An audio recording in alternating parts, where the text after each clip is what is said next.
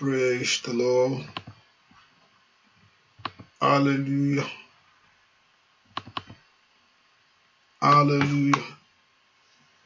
Ẹ ká gbóhùn wa sókè sí Ọlọ́run. Ẹ ká bẹ̀rẹ̀ sí dúpẹ́ lọ́wọ́ Olúwa ṣeun. Somebody lift a voice to God. Ẹ ká gbóhùn wa sókè sí Ọlọ́run yìí. I want us to be thanking the Lord right now. Ẹ ká yin Bàbá lógo. Fúri ọ̀fẹ́ tó fún wa sẹ́. Olùgbàlà ó máa ṣeun. Ẹni máa Ísírẹ́lì ó ṣeun. Ìwọ tó pọ̀ nípa tágbára. Ẹ ká gbóhùn wa sókè sí Ọlọ́run lọ́wọ́lọ́wọ́ báyìí. Ẹni máa Ísírẹ́lì, ọba tó ga jù, ọba tó wà lórí ohun gbogbo. Gbóhùn rẹ sókè lọ́wọ́lọ́wọ́ báyìí. Ẹ kó yin Jésù yìí. Jésù mà ṣeun. Alágbára ńlá ó ṣeun. Ọlọ́run Ísírẹ́lì ó ṣe. Ẹni máa Ísírẹ́lì ó mà ṣe. Ẹ kó yin bàbá yìí lógo. Ẹ kó yin bàbá yìí. Ẹ kó gbóhùn rẹ sókè. Lótú wáyé pé Jésù ṣeun. Ọba tó pọ̀ nípa tí agbára. Ẹ ká yin bàbá yìí nítorí pé alágbára ni. Somebody appreciate him right now. Ẹ kó gbóhùn rẹ sókè sí Ọlọ́run. Jésù mà ṣeun. Ẹni máa Ísírẹ́lì ó ṣeun. Ẹ ká yin Jésù yìí. Ẹ kó gbóhùn rẹ sókè sí Ọlọ́run yìí. Abániṣe òde ọ̀run ńlá. Kábíyèsí ó ṣeun. Kábíyèsí ó ṣeun. Kábíyèsí ó ṣeun. Ẹ ká gbóhùn wa sókè sí Ọlọ́run yìí. Ẹni tó pọ̀ nípa tí agbára. Ẹni tó ní gbogbo agbára lọ́wọ́. Ẹ ká gbóhùn wa sókè sí Ọlọ́run. Jésù ó ṣeun. Jésù ó ṣeun. Kábíyèsí ó ṣeun. Lift your voice and just begin to bless the Lord. Let's appreciate the King for the grace of God in your life. I want you to thank the Lord for what He has done for you. Somebody lift a voice to God. Thank Him for your life. Thank Him for the life of your children. Thank Him for your family. Thank Him for all in all. Say, Jesus, I thank you. Jesus, we worship you. Jesus, we glorify your name. Thank you, Lord, for being there for us. Thank you, Lord, for being there for me. Thank you, Lord, for being there in the life of my children. Somebody appreciate the Lord right now from the bottom of your heart. Bẹ́ẹ̀kì ẹnìkan kó gbóhùn rẹ̀ sókè níwájú Olúwa. Pé Jésù ṣeun. Jésù ṣeun. Somebody appreciate Him. Somebody exalt Him. Ẹnìkan kó gbóhùn rẹ̀ sókè níwájú Olúwa. Dúpẹ́ lọ́wọ́ Jésù yìí. Abániṣe òde ọ̀run abániṣe. Ọba tó ń bọ́ ọ ṣe. Jésù ṣeun. Dúpẹ́ lọ́wọ́ Ọlọ́run yìí. Ẹni máa Ísírẹ́lì mo yàn ọ́. Father, I thank you. Ẹni máa Ísírẹ́lì mo gbé ọ̀gá. Mo gbé ọ̀gá fún oore ńlá. Fún oore ọ̀fẹ́ tó pọ̀. Oore ọ̀fẹ́ àánú. Oore ọ̀fẹ́ ààbò tó péye. Lórí ayé mi gbogbo. Can you just thank the Lord? Can you give God a praise? Ẹ kó gbóhùn rẹ sókè síwájú Olúwa yìí. Abániṣe òde ọ̀run ńlá o. Mo yàn ọ́ fún tó ń ṣe lọ́wọ́lọ́wọ́.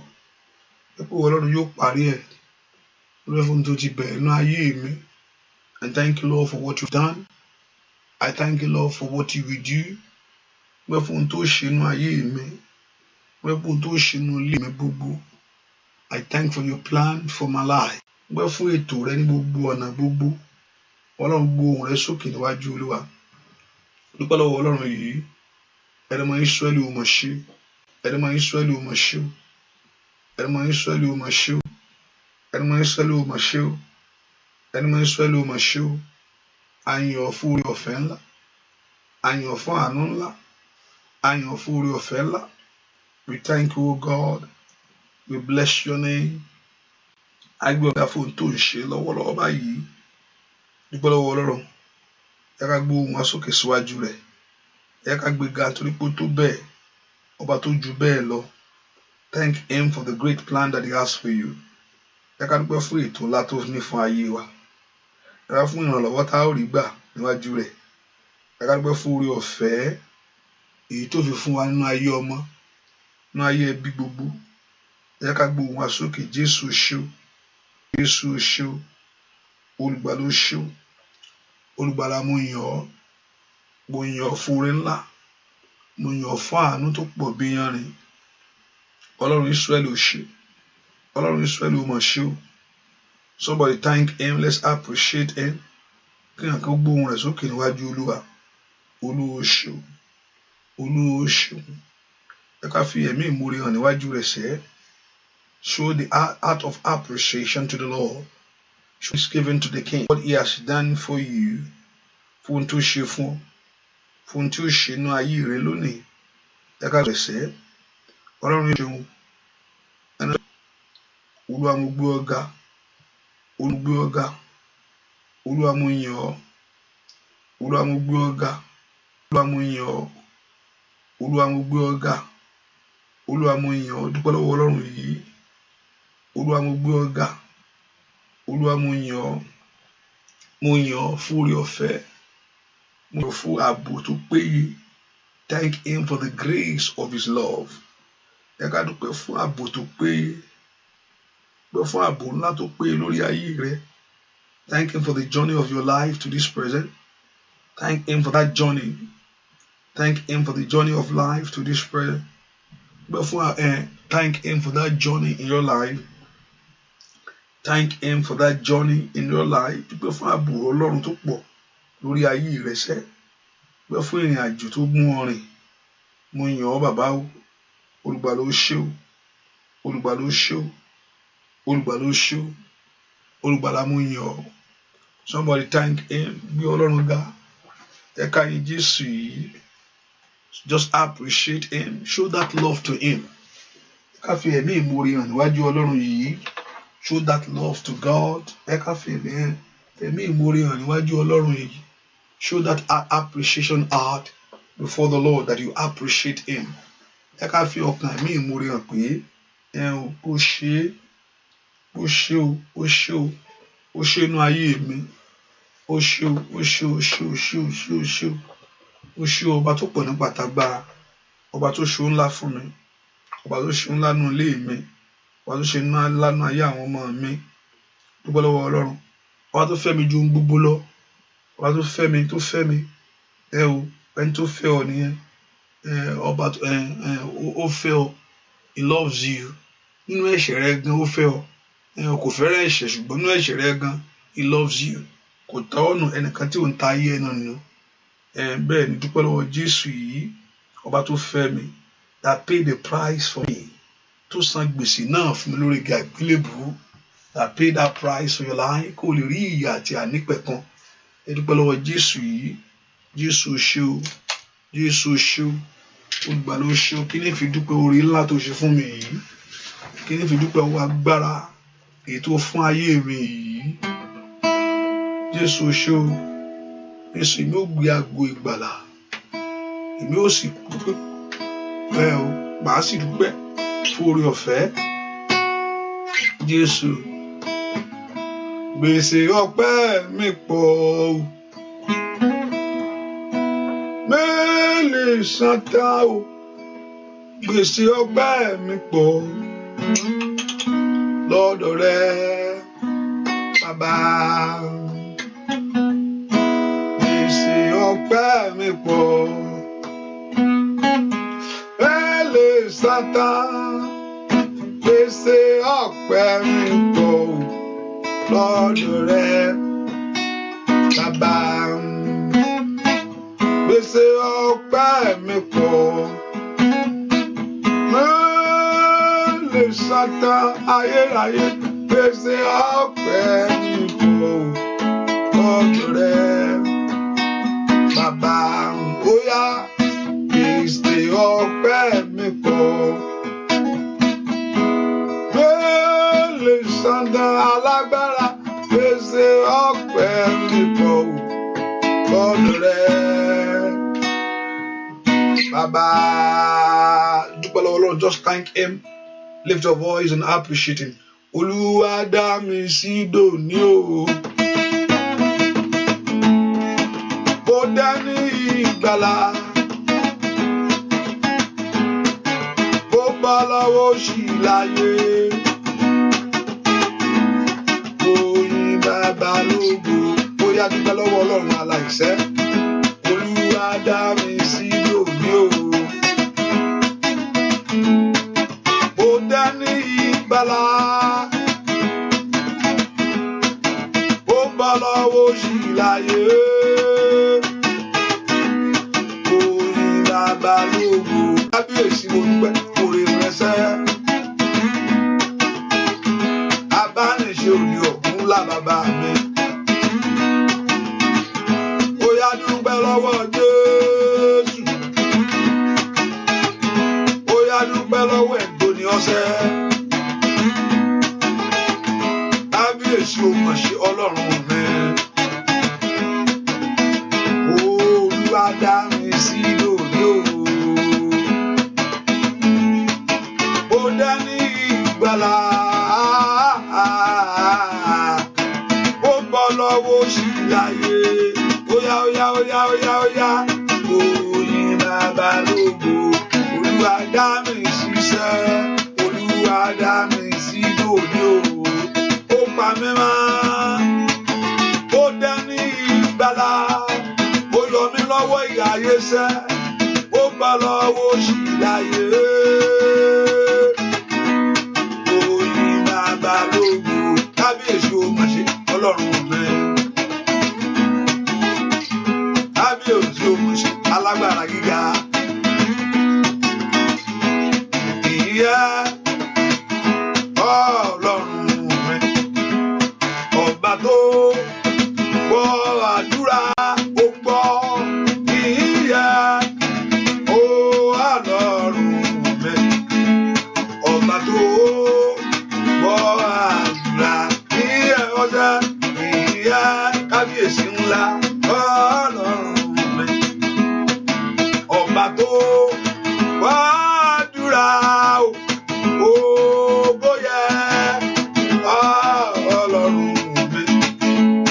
Ọba tó gbọ́ àdúrà ó gbọ́ ó gbọ́ ó gbọ́ àdúrà mi. Ó gbọ́ ó gbọ́ ó gbọ́ àdúrà. Ó gbọ́ ó gbọ́ ó gbọ́ àdúrà mi. Jésù olùràpadà ó gbọ́ àdúrà. Bóyá ó gbọ́ ó gbọ́ ó gbọ́ àdúrà mi. Ó gbọ́ ó gbọ́ ó gbọ́ àdúrà. Ó gbọ́ ó gbọ́ ó gbọ́ àdúrà mi. Jésù olùràpadà ó gbọ́ àdúrà. Ó gbọ́ sẹ́ ó gbọ́ àdúrà mi. Bàbá ó gbọ́ àdúrà. Ó gbọ́ àdúrà mi. Jésù olùràpadà ó gbọ́. Ó yá dúpẹ́ ó gbọ́ àdúrà rẹ. Ó gbọ́ àdúrà. Ó gbọ́ àdúrà mi. Jésù olùràpadà ó gbọ́ àdúrà. Bá mi ra bàbá fọ́ bá ògo. Ọba jẹ́ bẹ̀rẹ̀ kárí ayé. Ìjó rẹ̀ dàsẹ́.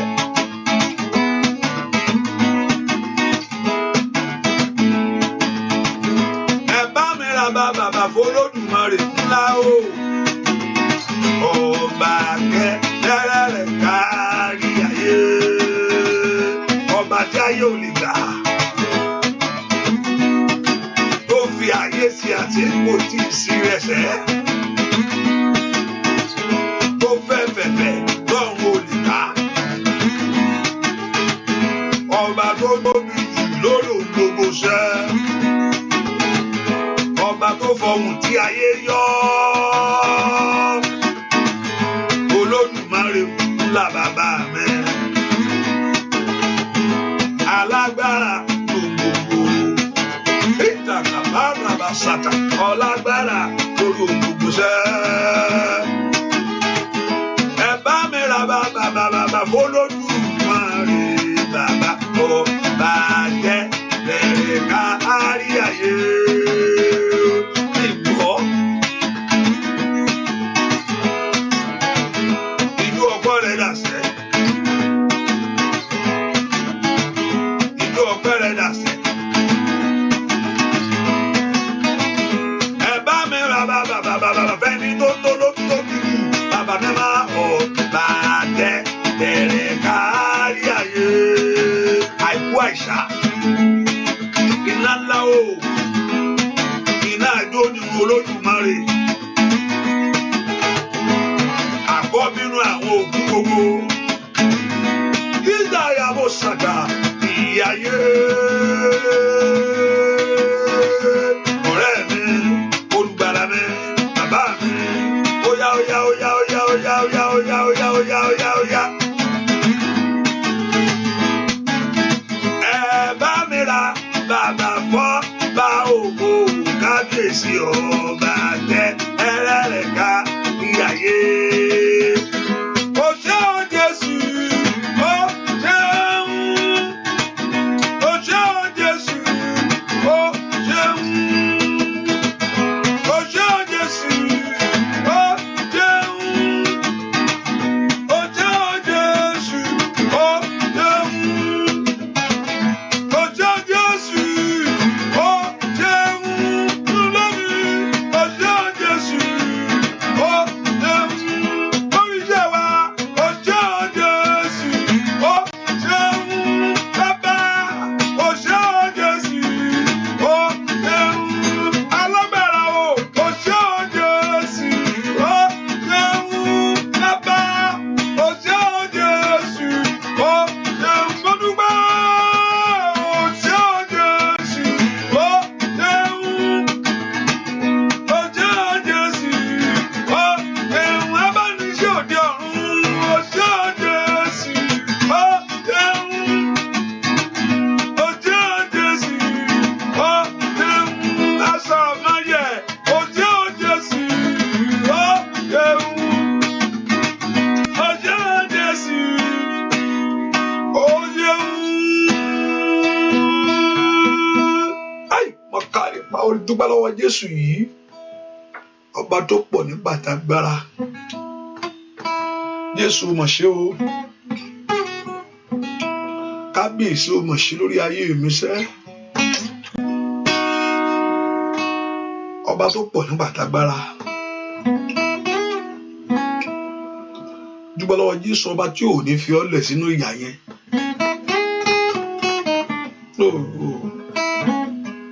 Dúpẹ́ lọ́wọ́ Jésù yìí, kábíyèsí o mọ̀ ṣe o, ọba tó pọ̀ ní bàtàgbára. Jésù ṣe o. Lift your voice and appreciate the Lord. Jésù ṣe o. Máa fi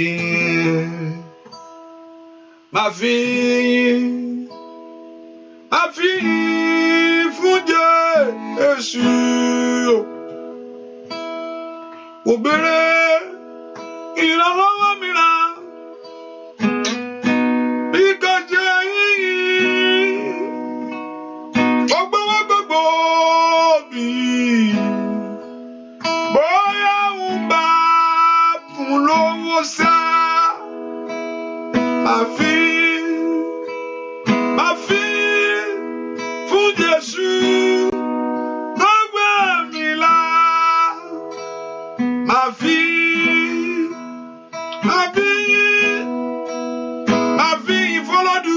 Olódùmarè o. Béèrè ìrànlọ́wọ́ mìíràn bí kò ṣe yín. Gbogbo bí bóyá ń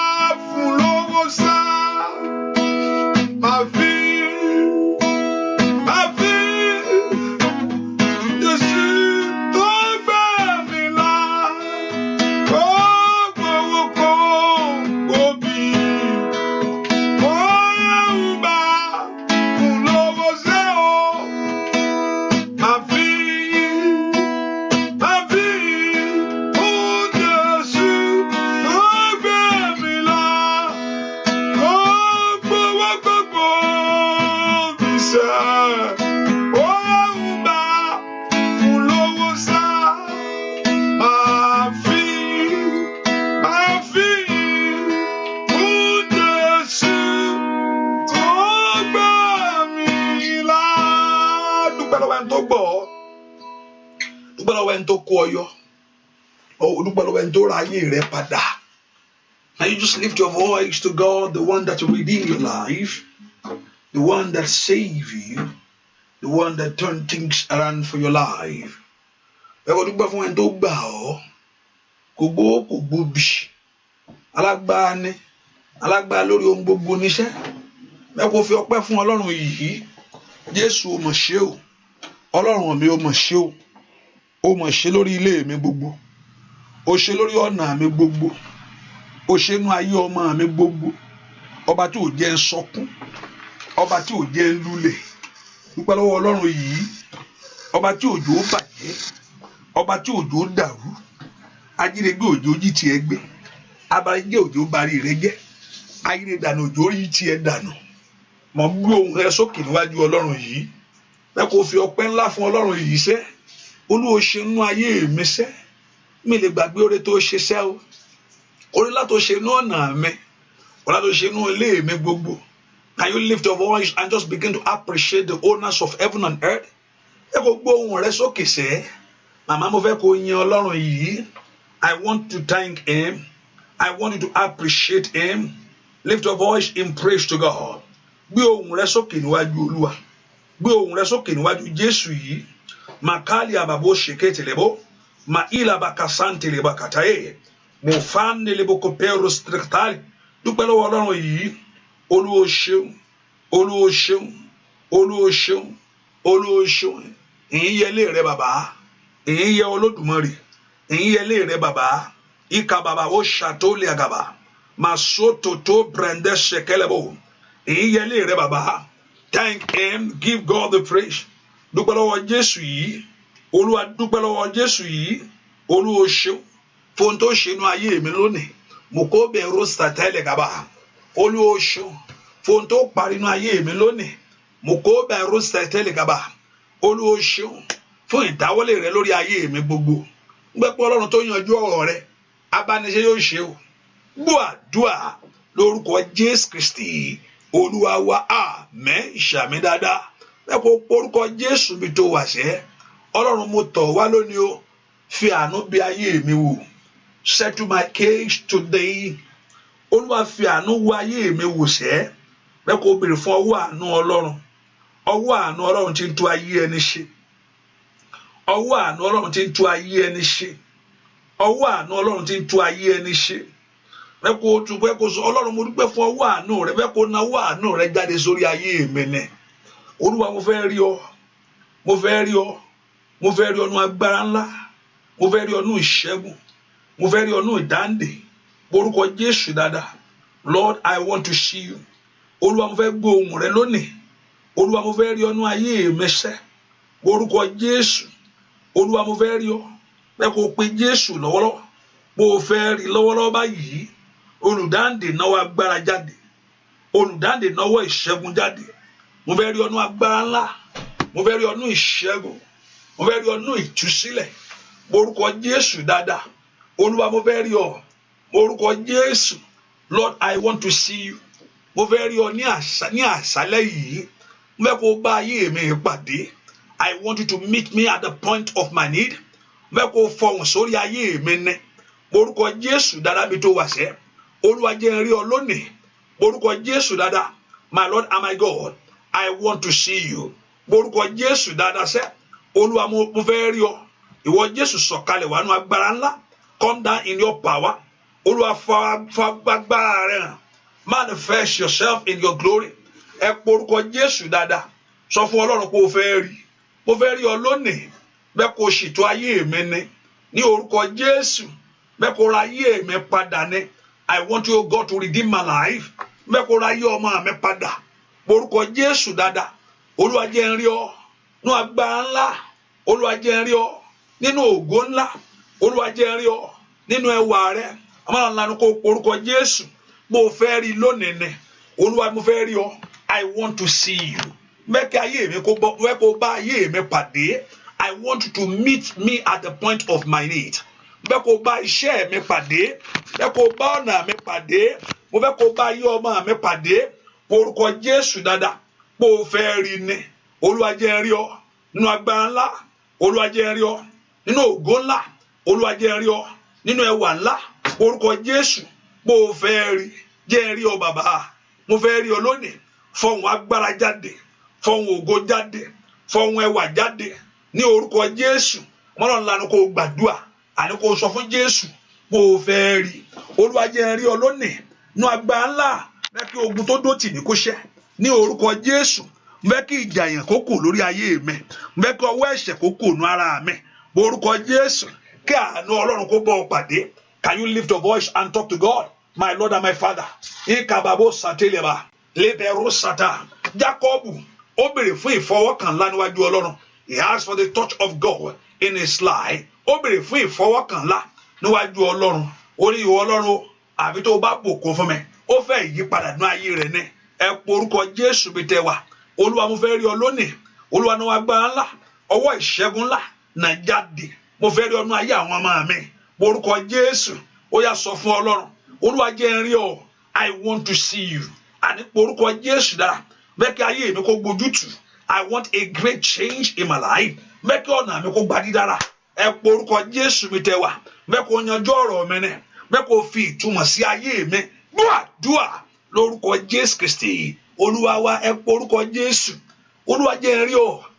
Kí ayé mi kó wá ní ìtumọ̀. Olúwa, that your life begin to have a meaning in life. That your life will be meaningful. That you will not live a life without a meaning, without impact. Ẹ po orúkọ Jésù. Olúwa jẹ́ n rí ọ.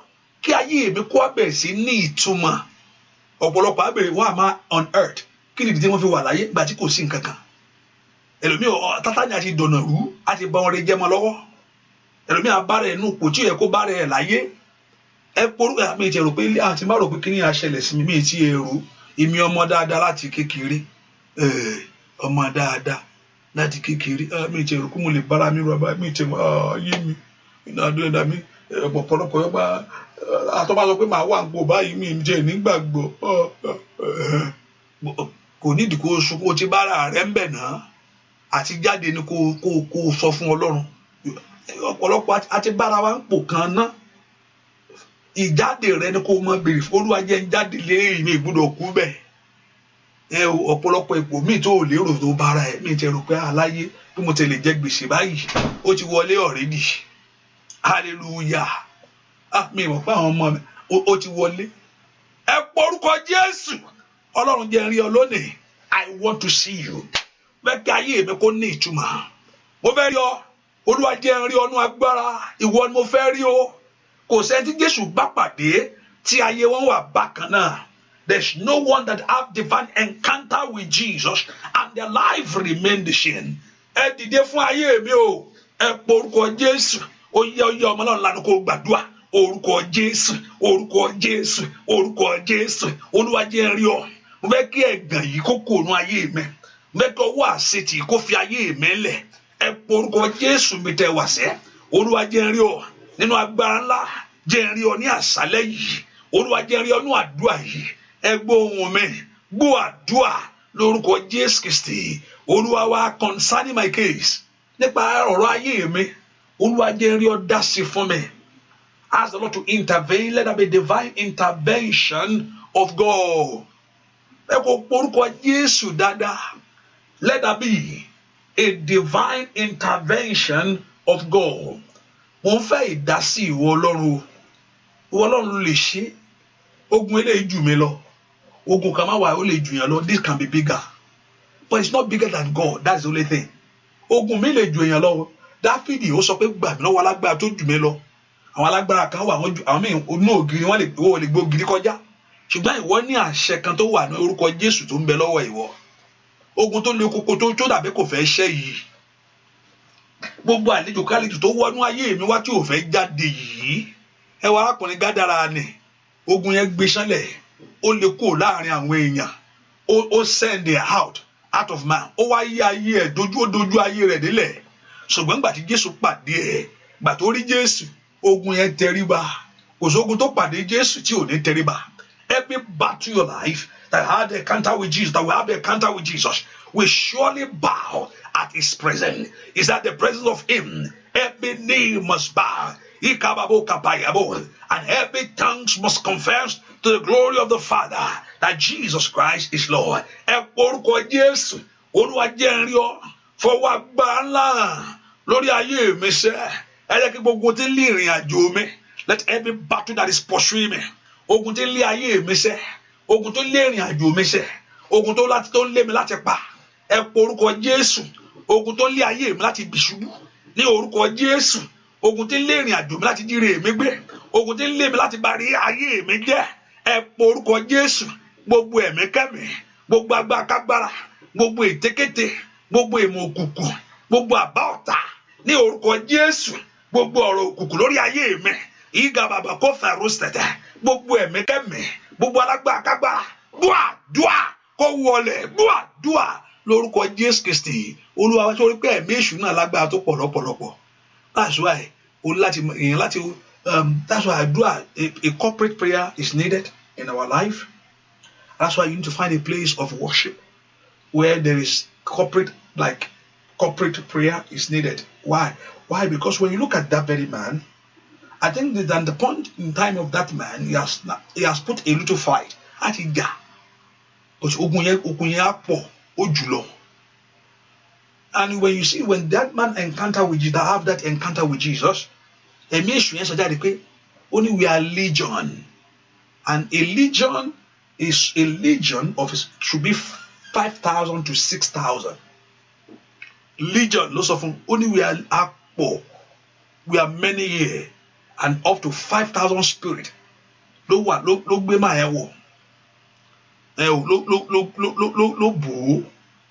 So I'm just in my own equation. Some people in that 5,000, maybe your capacity is 2,000, and you have 5,000 things that is battling with your life. So you need a corporate prayer, not a corporate prayer. You need where the atmosphere, where the presence of God.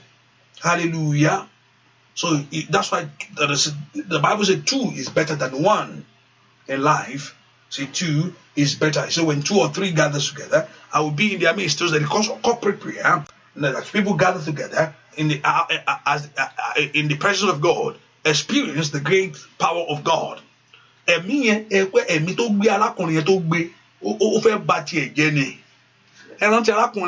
Look at in the scripture.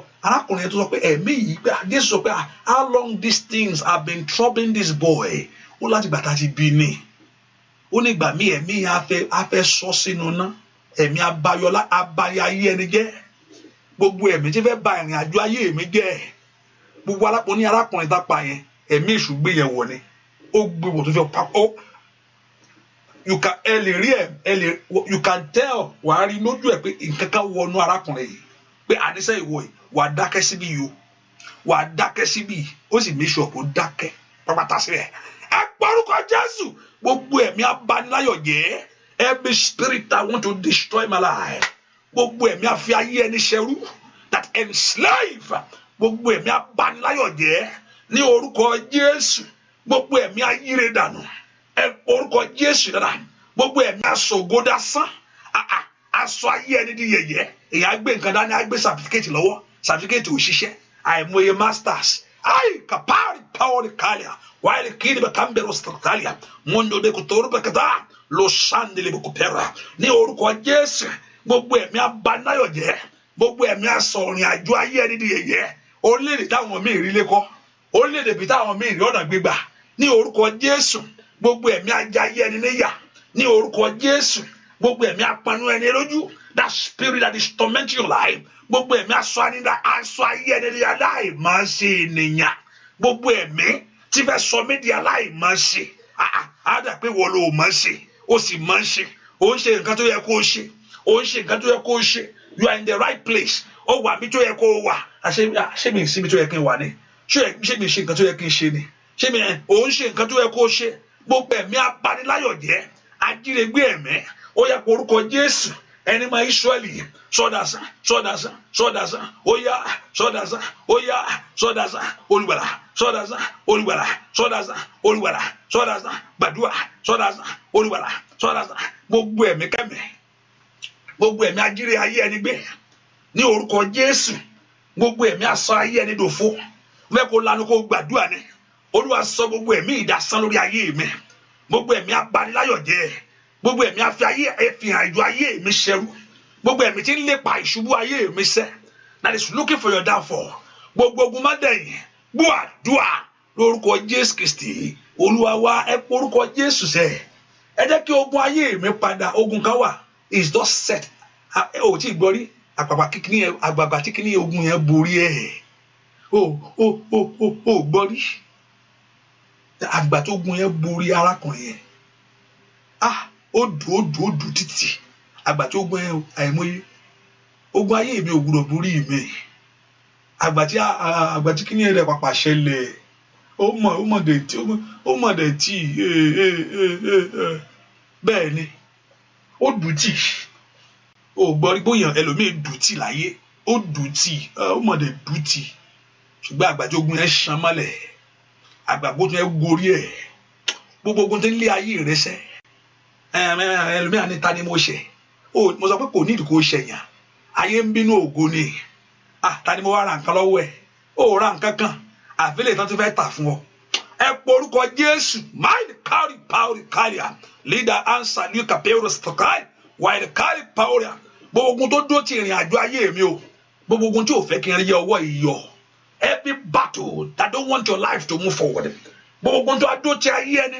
Pharaoh ó ní káwọn ọmọ Ísírẹ́lì máa lọ, ó tún gbá tì wọ́n, ó ní ẹ máa lọ, ó tún ní àní ẹ lọ bì kankan. Ogun adó ti ayé ẹni, ogun abájẹ àyọ adó ẹyẹ díẹ̀. Ẹ pé orúkọ Jésù, gbogbo tó fẹ́ kí ayé ẹni mọ̀fọ́ láyé, ẹ pé orúkọ Jésù. Olúwa sọ ogun mi di asán lónìí. Ìka bàbá kàpẹ́rù ẹni tí nǹkan ṣe ló mọ̀, ọ̀gbàgbà báwo lọ̀rọ̀ ogun, èmi tí wàá mọ̀ pé ẹni tí nǹkan ń jà ló mọ̀. Èmi gan máa ń rò pé abáàlẹ̀ tí máa ń sọ̀rọ̀ ogun, èmi gan mo á come to my conclusion pé ẹni tí nǹkan ṣe ló mọ̀ kì í ṣe òun. Ẹni tó ń wà nǹkan tó ti sunkún ló mọ̀ pé nǹkan ń ṣe òun. Pé ọjọ́ pé ẹ jẹ́ ká ń gbàdúrà kọ́ta, Olúwa bá wa ṣẹ́gun, Olúwa bá wa yá ẹ̀wà náà ò ṣe gbàdúrà, God bless me, God give me favour, God me favour fẹ́ wá easily ọ̀bọ̀ Ọlọ́run ṣe rò ó. God has set in motion for favour to come to your life so easy. God has put in motion for you to receive the blessing of overflow. God has set it like that for you to call and get it. And tó ní kó béèrè ṣé kò fẹ́ fún wa ni. And this God is sufficient enough to do it in your life. Gbogbo agbára kan tí ń dènà ayé rẹ ni, tí ò fẹ́ kí ọwọ́ Ọlọ́run kàn ọ́. Gbogbo agbára tí ń mú ọwọ́ mi kúrú, tí ò fẹ́ kí ọwọ́ mi tó. That hand that is shutting your hand not to receive it. Ogun lé tó dó tì mí tí ò fẹ́ kí n ṣe rere. Abínú ògo tó fẹ́ tó górí. Àbàwọ́n rẹ jẹ́ mọ́ mi lára. Báyìí, màkàlì power is strike tire. Ẹ pé orúkọ Jésù. Ogun tí ò fẹ́ kí n ju bàbá mi lọ. Màkàlì kábà wó stakatalia. Ogun tó fẹ́ kọ́ ọmọ rẹ jù ọ lọ lójú rẹ báyìí ló ń wọ àwọn ọmọ rẹ. Ṣé pé ohun tó ń ṣẹlẹ̀ sí ọ náà ló ń ṣẹlẹ̀ ní ayé àwọn ọmọ rẹ, lójú rẹ náà ló fi ń wò. You are looking at it in your life, in your own eyes. You are looking at things that is going on. Ṣé ìrìn àjò tí mo fẹ́ rìn kọ́ lọ́mọ yẹn náà fẹ́ rìn báyìí? Ṣé ìrìn àjò tí mo fẹ́ rìn, ìrìn àjò tí mo rìn, lọ́mọ yẹn náà fẹ́ rìn báyìí? Wọ́n dà pọ̀ ọmọ yẹn náà fẹ́ rìn nǹkan tí mo rìn. Ibi tí ayé mú ọ gbà, ibi tí ayé mú ayé rẹ gbà, máa ní kàbàrú sàtì, ẹ ló fẹ́ mú ọmọ rẹ gbà náà, ẹ̀yìn ọmọ náà, bí ẹ bó ṣe rí fún ìyá yín náà ní kó rí o, bó ṣe rí fún bàbá yín náà ní kó rí o. Ẹ pé orúkọ Jésù, gbogbo ogun tó fẹ́ bọ́ aṣọ ògo lára mi, ó yá ọmọ Ọlọ́run lánàá kó gbàdúrà. Gbogbo ogun tó fẹ́ bọ́ aṣọ ẹwà, gbogbo ogun tó fẹ́ bọ́ aṣọ ògo sọnù, that want to remove the cloth of glory from you.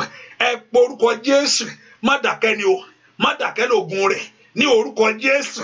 Olúwa tẹrí ogun náà bá, ogun náà wọlẹ̀, ogun tó dúró ti ìrìn àjò ayé mi, ogun tó ní kó o máa ṣe, kó o máa rí ṣe.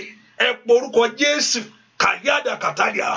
Father, put every battle of my life, put every battle of my life to an end, put every shame of my life to an end. Ẹ pé orúkọ Jésù, ogun tá a sọ ogun di yẹ̀yẹ́, tí fẹ́ sọ ògbà ayé mi di yẹ̀yẹ́. Ẹ gbàdúrà, gbọ́ àdúrà lórúkọ Jésù Kristi, Olúwa wa, àmín.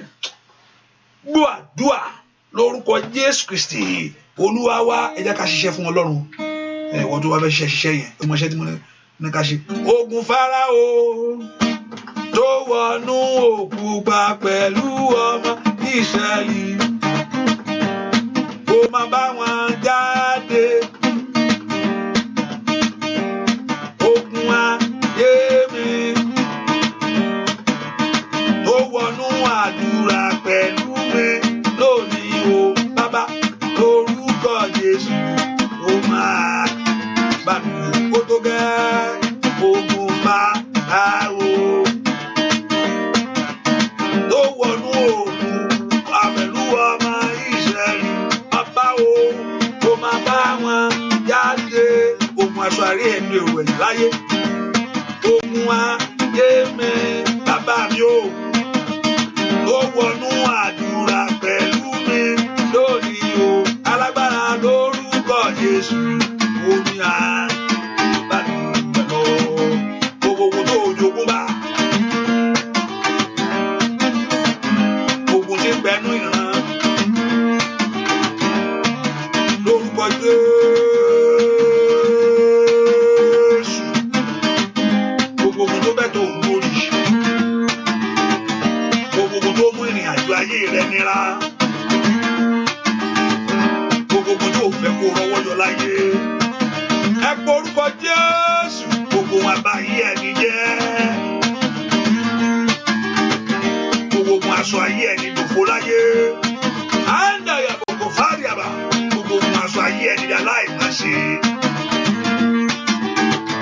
lórúkọ Jésù ẹlẹ́dàá mi ó yá ogun bá láwo bàbá ló wọnú òkùnkùn àpẹ̀lú ọmọ Ísírẹ́lì bàbá o kó máa bá wọn jáde. Ogun tí mo gbé wá síwájú rẹ ni ogun ayé mi kábíyèsí ńlá o ó wọnú òkùnkùn àpẹ̀lú ọmọ Ísírẹ́lì kó máa bá wọn jáde.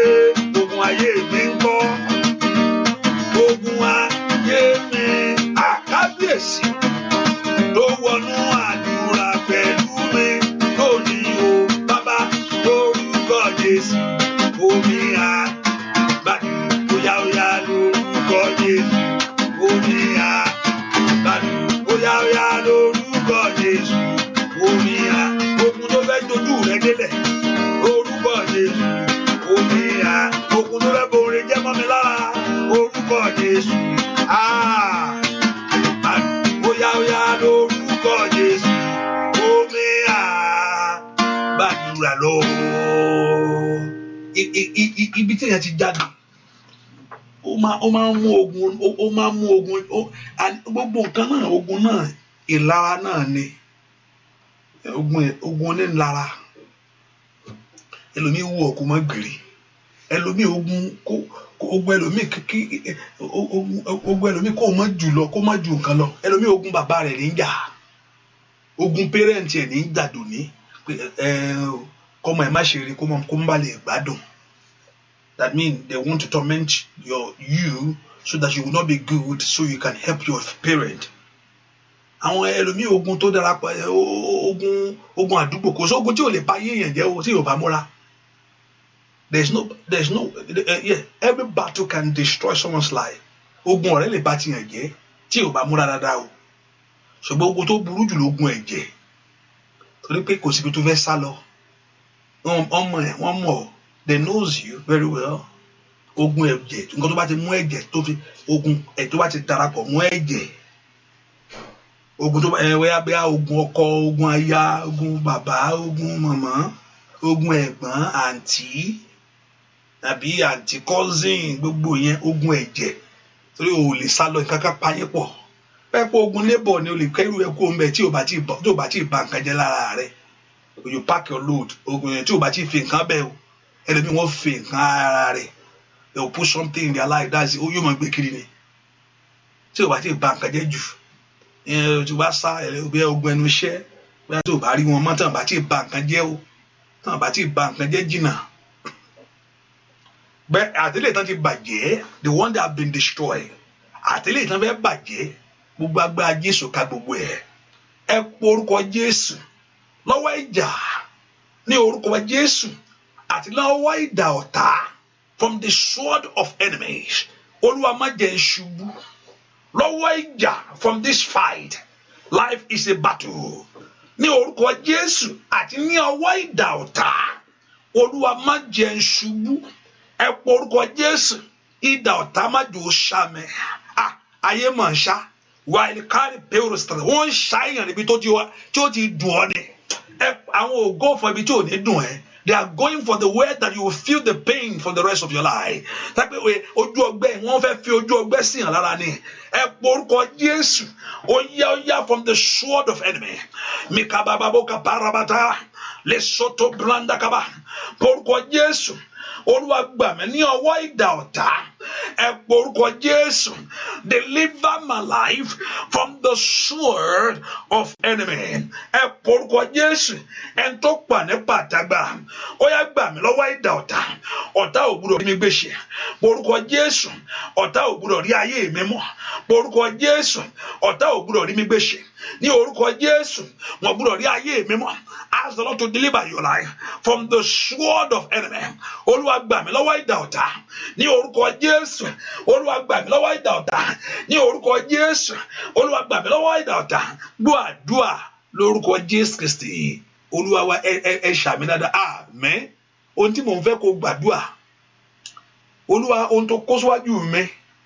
What you have put before me. Lord, let me be able to eat from it. Ẹ jẹ́ kí n lè jẹ ń bẹ̀. Ohun tó gbé síwájú tábìlì tó tẹ́ síwájú mi yìí. This table that you have set before me. Tábìlì àṣeyọrí tó gbé mi arákùnrin kan gbà tó kú Monday. Pé ó máa bẹ̀rẹ̀ iṣẹ́ Monday ní Saturday ń lò pa. There are many things in life. Maybe you don't check your blood pressure. Maybe I know there's many things in life. Àjẹ́ ló pa wọ́n, àjẹ́ ló jẹ́. Ẹlòmíì àjẹ́ ò jẹ́. Ó sì kìíní. Mo dẹ̀ rí láàárọ̀ tó kọjá ń bí o. Kò wo blood pressure ni.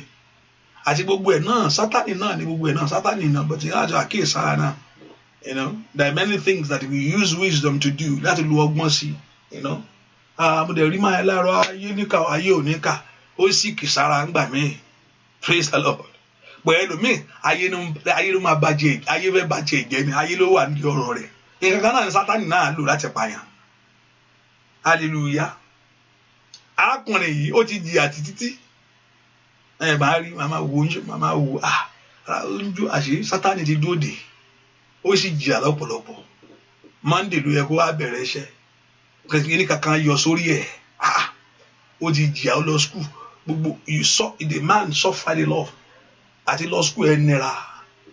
Ó nira lọ́pọ̀lọpọ̀. Ó wá kú gbà tó yẹ kó wá máa gbáládùn. Ẹnìkan bá yọ sórí ẹ̀. Nǹkan yọ Sátánì apá o. Lórúkọ Jésù. Gbogbo ìpinnu òkùnkùn fún ayé ẹ lónìí. Gbogbo mi ìgbàgbé mo ti mọ̀ pé mi Ọlọ́run yes mi ìgbàgbé. Ohun tán kó síwájú ẹ bí èso yìí like a fruit. Ohun tán kó síwájú ẹ bí èso yìí like a fruit. Olúwa jẹ́ kí n rí jẹ. Sátánì má jẹ́ ó yọ ọwọ́ mi kúrò ńbẹ̀. Don't allow Satan to remove my hand from it. Ohun tó set síwájú mi yìí. This table that you have set before me. Ọlọ́run lè sọ ó ṣèlérí fún ọ. Only I will set a table before you in the presence of your enemy. Kí ni ìdí? Pé kó lè jẹ́ dáadáa ni kó kàn lè rí oore Ọlọ́run lórí ayé ẹ̀. Wọ́n náà bó ṣe ń jẹ tébù yẹn kò ní kó dákẹ́ bó ṣe ń jẹ́ ni kó mọ́ gbàdúrà. Olúwa yóò mọ́jọ́ há mi lọ́rùn. Ẹ pọ orúkọ Jésù. Tábìlì tó gbé síwájú mi, ohun tó gbé fún mi èso yìí. Ọ̀run jẹ́ kí n rí jẹ. Sátánì mọ́jọ́ gbá mi lẹ́nu. Sátánì mọ́jọ́ há mi lọ́fun. Pé ìwọ kẹ̀. Àṣeyọrí ìmọ̀ jìnnà ni. Ẹ pọ orúkọ Jésù gbàgbà tí ò fẹ́ kí n gbádùn orí ìwọ Ọlọ́run. Olúwa dójú ti agbára náà. Gbogbo agbára, gbogbo ipá, kàyé àbàkó ṣàndínlẹ̀ bàkàpáríà. Orúkọ Jésù. Gbogbo ipá tí fẹ́ bà ayọ̀ mi jẹ́. Ní orúkọ Jésù. Every power that want to destroy my joy. Gbogbo ipá tó fẹ́ bà ayọ̀ ayé mi jẹ́. Ní orúkọ Jésù. Every power that want to destroy my joy. Ẹ gbàdúrà. Nípa tó fẹ́ bà ayọ̀ ayé mi jẹ́. Ẹ gbàdúrà sẹ́. Ní orúkọ Jésù. Gbogbo ipá tó fẹ́ bà ayọ̀ mi jẹ́. Gbọ́ àdúrà lórúkọ Jésù Kristi. Olúwa wa mo sàn tábìrin kan. Èyìnbó ni kò ń ṣe Áfíríkà. Next week ni graduation. Tó yẹ kó graduate. àwọn yòókù bá lọ sí bíìchì òjò bá rọ̀ láàrin gbogbo wọn ò lára pa àrá sán ó pa. Graduation, she's not going to celebrate. We're going to celebrate your graduation. Tínú rẹ̀ ń dùn. Ẹ jẹ́ ká lọ sí beach ká tiẹ̀ lọ gbádùn díẹ̀ kó tó dọjọ́ yẹn. Òun láàrin wọn ni àrá sán. Ó jẹ́ pé òun ni àrá sán pa láàrin gbogbo wọn. Kò ń ṣe dúdú èèbó ni o, èèbó. Kò wá láti Áfíríkà. Kò sẹ́ni tí ò lógun. Anyone that born of a man is full of trouble. Èèyàn kò sí ẹni tí ò ní. Ó kọ́ lè yàtọ̀ ni.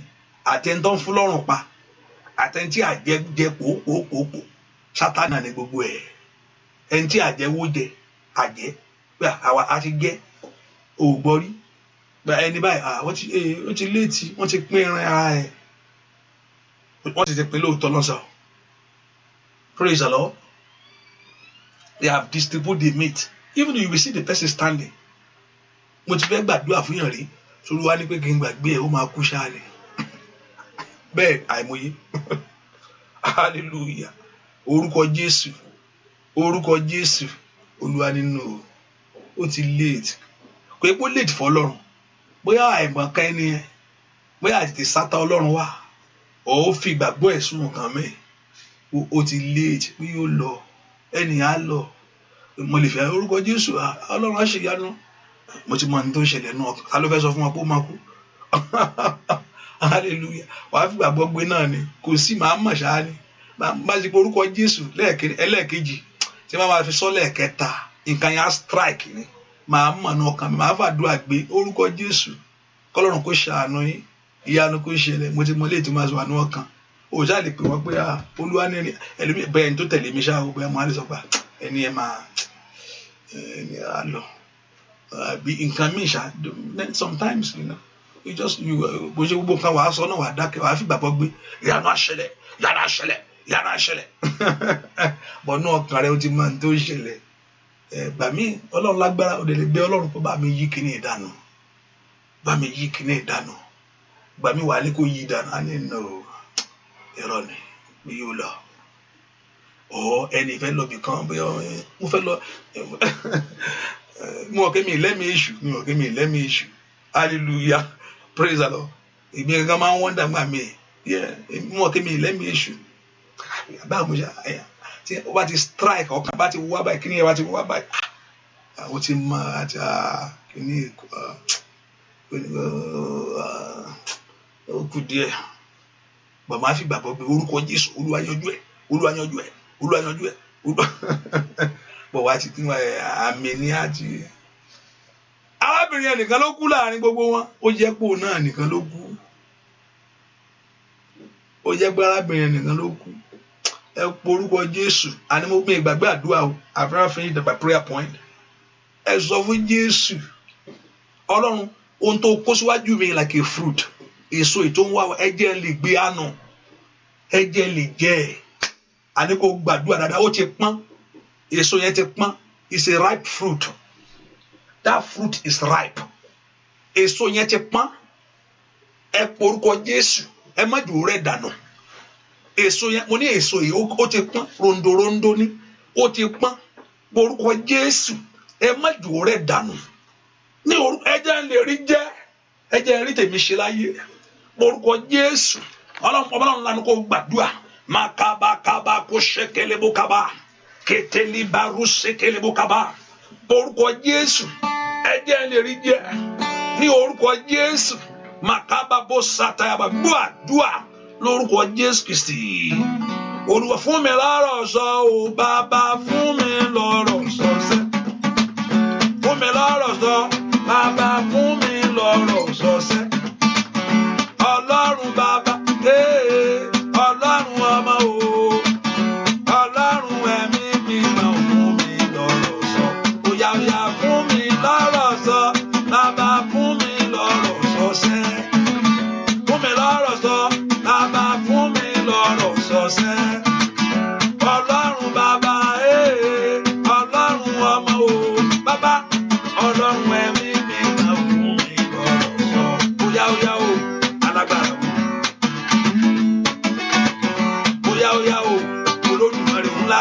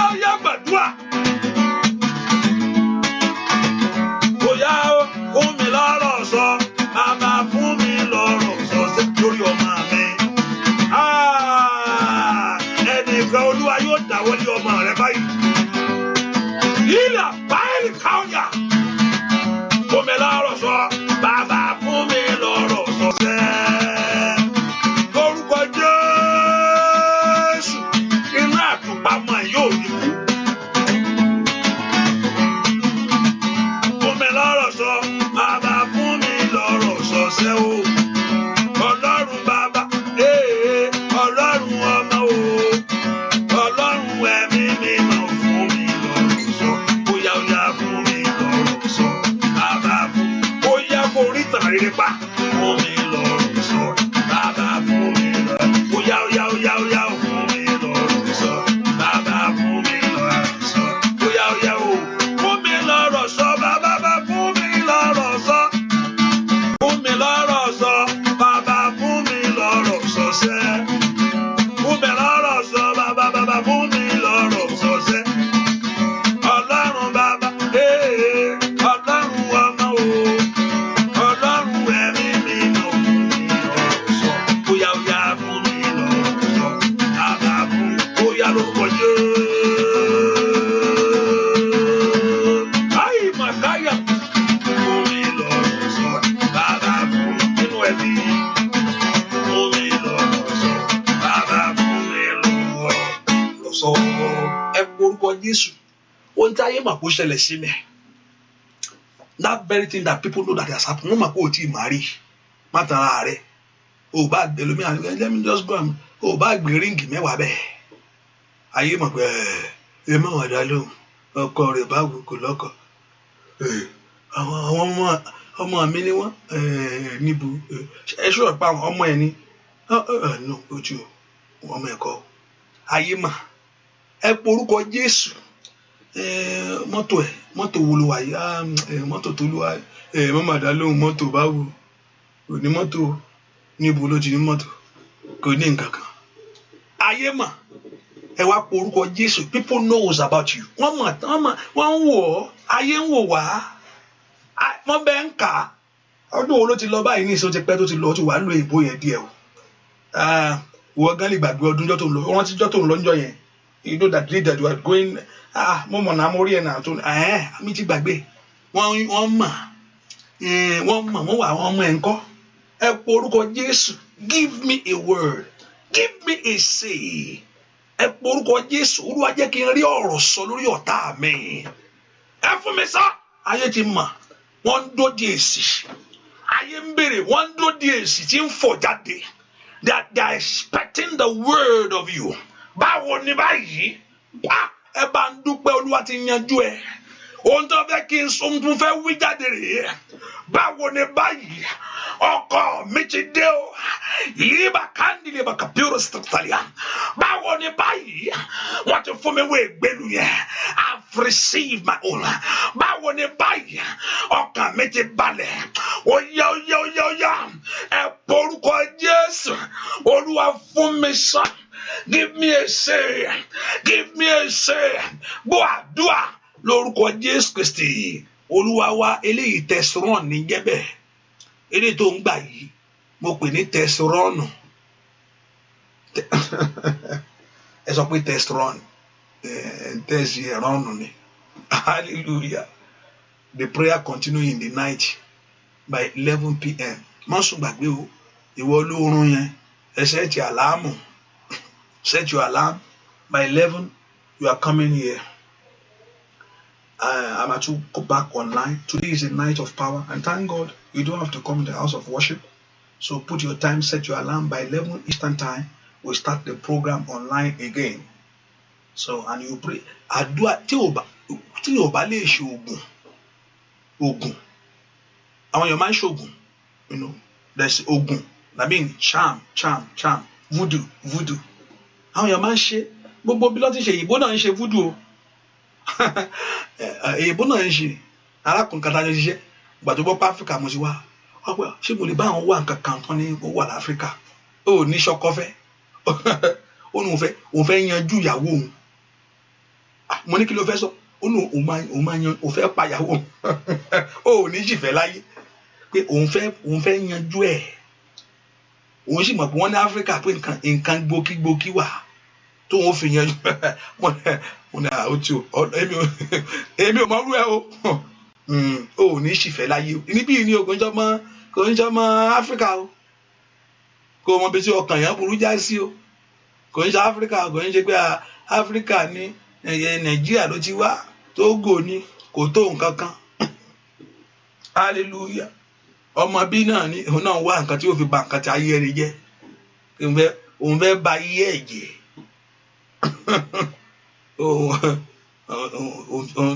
òun fẹ́ sọ ayé ẹ̀ di yẹ̀yẹ̀ ó wá nǹkan kiri wọ́n á sì pàdé ẹni tó ní lọ́wọ́ àgbà nǹkan báyìí náà ló lò tó o bá lè ṣe oògùn tó o bá lè ṣe oògùn dáadáa wàá gbàdúrà ni. Àwọn tó ń ṣe oògùn, those people that they are doing, wọ́n ń gbẹ́bọ lóru wọn wọ́n ṣe kankan. Bó ṣàwò wọn tí ń wẹ̀ tí ń wẹ̀ láàrin ọjà lóru, sọ́mọ́ ní kò wẹ̀ láàrin ọjà ò ní túlẹ̀ pé àárín ọjà ló ti lọ wẹ̀ o. Òru wàá sì rìn, òru ló bọ̀rálẹ̀ tó wẹ̀. Àìmọye kí ló ń sọ, àìmọye tí ń rí nǹkan mọ́lẹ̀ níbo ṣáwọn tó ń pààyàn tó ń gé orí tó ń gé gbogbo rẹ̀ lọ kò ní nǹkan náà ṣe.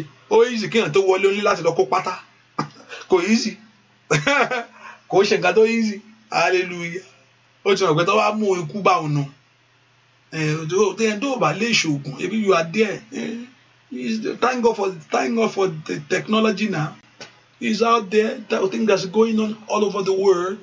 We can see it clearly. Out there. And tó ń fún 5,000 kan gé fún ẹbá yọ ẹ̀dọ́ ẹbá yẹn 5,000 náà ṣe 5,000 lọ́wọ́ fún 3,000 tí ò sì rò lẹ́ẹ̀mejì tó bẹ́ àdá sí tó yọ ẹ̀dọ̀ jáde 5,000 ṣe pé ilé alámàlà tó bá mú ògúnfe kan àti gbogbo rẹ̀ ó parí bẹ̀.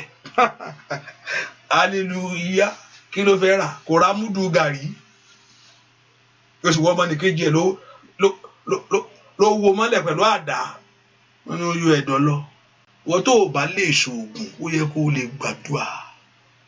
Àdúrà ni. Bẹ́ẹ̀ ni mo sọ. Má dákẹ́ kọ́ lóògùn ẹ̀. To be silent is not the resort to it. There's many scripture in the Word of God that told us to call upon the Lord. Call upon me and I will answer. There are many verses, there are many chapters in the Word of God. Call. The children of Israel call upon the Lord. David call upon the Lord. Báwo ni ṣe bá fẹ́ jẹ́? Gbàfẹ́ ló pè ní.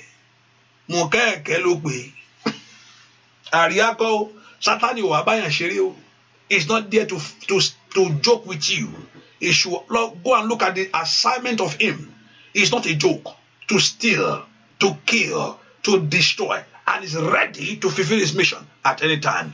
Roaming like a wounded lion, seeking for one. Not that mean he's seeking. Not everyone that he can kill. He's looking for a prey. A lion always looking for the weaker one. The lion don't go for the strong one. Lion kò kí ń lọ fún ilé tó ní mọ́sù tó ní a lọ fún ilé kékeré tó kékeré láàrin wọn náà ni ó lọ rọmú jẹ. Mọ́ dàkẹ́ kọ́ lóògùn rẹ̀. Mọ́ dàkẹ́ mọ́ ṣáà máa jù ú. O lè sọ pé wẹ́rẹ́wẹ́rẹ́ sí àbí. Hallelujah. Mọ́ jù ṣáà máa jù. Mọ́ jù láàárọ̀, jù lọ́sàn-án, jù lálẹ́ ṣáà máa jù. Mọ́ jù. Ọ̀run yóò ṣetán láti gbọ́. Ó ń gbọ́. Bàbá mi wá rí. Don't give up. Ó sọ fún ọ pé don't give up. Keep on doing it until you receive. Tí ayọ̀ ó fi kún ni. Tí ìṣẹ̀lẹ̀ yẹn tí ìṣẹ̀lẹ̀ yóò fi ṣẹlẹ̀. Má dàkẹ́ ni. Ó sú mi o. Mi lè gbàdúrà mọ́. Tó o lè gbà mọ́ máa sọ́dà àròyé. Even though sọ́dà àròyé wájú ẹ̀. Olúwa. Tó o lè sọ̀rọ̀ mọ́. I know sometimes you are máa rí bákan ṣáà máa sọ má kùnú. Once you are telling God, you will see the hand of God. Ẹ porúkọ Jésù. Ẹ sọ fún Jésù mo ní oṣù ìtúsílẹ̀ ni. This month is the month of salvation for me. Fáwọn ó lé àwọn ọmọ Ísírẹ́lì ṣùgbọ́n ogun náà padà. Ẹ jẹ́ kí ogun dé lé mi padà. Ẹ jẹ́ kí ogun yìí padà. Ní orúkọ Jésù. Ìlà bàbá Sunday lè bò kaba. Pálíkà power of Tọ́tàlíà. Ẹni bẹ kútàlí pé Tọ́tàlíà. Gbogbo agbá tó bẹ pa àtùpà. Ètò bẹ pa ìmọ́lẹ̀ ayé ẹ. Ẹnìkan ló àkándù mò ń wò yìí. Agbá tó bẹ pa kándù yìí mọ́ rárá.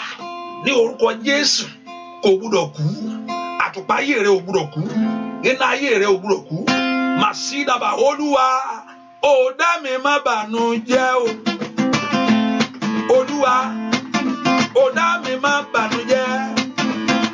Èṣù ló ṣe kà o. Olúwa fà mí yọ.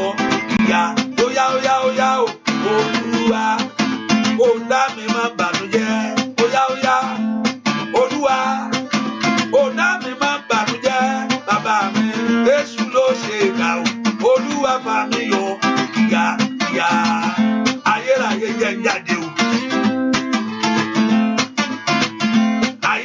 jẹ́ ń jáde o. Gbogbo agbára tí lépa ayé mi sẹ́ kó parẹ́. Olúwa ó dá mi má bànújẹ́ o bàbá mi o. Olúwa ó dá mi má bànújẹ́ bàbá. Jésù ló ṣe kà o. Olúwa bá mi yọ ó yá ẹ̀jẹ̀ ń jáde sẹ́. Olúwa ó dá mi má bànújẹ́ bàbá. Olúwa ó dá mi má bànújẹ́ ó yá Jésù ló lè ga. Olúwa bá mi yọ kíákíá. Mọ nǹkan tó ṣẹlẹ̀ ní àárọ̀ tá à ń gbàdúrà bá ṣe ṣe tán. Olúwa wá in the morning that we after the prayer tó bá dẹ̀ di òru èní màá fi gbàdúrà. Mo wá rántí mo try àti rántí pé àwọn bá ṣe ń kọrin mo rántí pé Ọlọ́run sọ̀rọ̀ kún fún mi. Bá ṣe parí àdúrà mo ṣe jókòó bá ṣe in the morning section mo rò pé bá ṣe parí tán mo jókòó síbi náà mo ṣì wà mí tí kú mẹ́. Mo rò pé Olúwa sọ nǹkan fún mi ní àárọ̀ yẹn ṣùgbọ́n mo ti gbàgbé ẹ̀. So bó ṣe wá ń kọrin máa rántí pé nǹkan kan Olúwa sọ nǹkan fún mi láàárọ̀ o tí mo pé tó yẹ pé ká fi ṣiṣẹ́ lórí ẹ̀. Ó ní mo ti gbàgbé mi ti rántí believe me bí activities of what I'm doing during the day mi ti kò tiẹ̀ cross in mind mi pé nǹkan kan báyìí bó yẹ sọ náà láàárọ̀ yẹn mo kàn ṣáà I just mo kàn gbọ́ bí mo kàn sọ̀rọ̀ díẹ̀ ń pa ẹ̀ and I leave. So even though I don't have the memory of it of thinking of it mi rò mi tẹ̀ fi ṣàdúrà mi tẹ̀ fi ṣàdúrà mi máa pààrọ̀ mi tẹ̀ fi ṣàdúrà mi tó sọ sí náà ni mo kọ̀ ọ́ so mo ṣe ń kọrin yìí mo rántí ọkọ̀ wá mo tó bá ti padà wá bẹ́ẹ̀ yẹn mo ti mọ̀ pé nǹkan dénú hallelujah. Ohun tó Olúwa sọ fún pé ohun tó fi orí àkùkọ ṣe àkùkọ ó máa ń narí òkè ni àkùkọ máa ń na sókè báyìí orí ló máa ń na sókè. Gbogbo ẹni tó ní kó orí rẹ máa ga that don't want to lift up your head. Gbogbo ẹni tí ò fẹ́ kí orí rẹ ga ohun tó fi orí àkùkọ ṣe ohun tó fi orí àkùkọ pẹ̀lú rẹ̀ the head of a chicken but can I use a cock? I think cock is the àkùkọ cock if I'm right. Ohun tó fi orí àkùkọ orí ẹ̀ pàṣẹ parí àdúrà láàárọ̀ pé ẹlòmíràn tàtà àfẹ́ kẹlòmí kó orí rẹ̀ ga ohun tó sì lò orí àkùkọ ni orí àkùkọ orí yẹn orí àkùkọ yẹn èyí tó fi fi orí rẹ̀ ṣe ohun tó fi pèlò rẹ̀ tí ò fẹ́ kó kórì rẹ̀ nà òkè pé o fẹ́ nà orí sókè you want to lift up your head but ó nira láti gbé orí yẹn sókè fún oríire láyé wọn kò Olúwa fẹ́ tú ọ sílẹ̀ ni gbogbo tó wá fi orí àkùkọ sínú ayé ẹ lónìí ní orúkọ Jésù ẹni máa Ísírẹ́lì kó lọ bá aṣẹ yẹn jẹ́ o amen. Thank you my father mo ń gbọ́ ìwọ gan jẹ́ ń bẹ̀ bẹ́ẹ̀ ìwọ gan mọ́lá ó lò mo ṣe ó jẹ́ ìwọ gan jẹ́ ìwọ gan ó jẹ́ kí náà ohun tó fi pèsè fún ọ tí wọn náà mọ́lá pàápàá èwo ń tiẹ̀ èwo ló kàn ó ti gbé àná lórúkọ Jésù ohun tí ayé fi pèsè nú ayé rẹ lónìí nú ayé ọmọ rẹ ṣẹ́ tí ò fẹ́ kó rí ga sókè ní orúkọ Jésù ó yá kó di asán àmín ṣàmì dáadáa ẹ jẹ́ ká fìyẹn lẹ̀ a máa gbàdúrà lórí ẹ̀ dáadáa.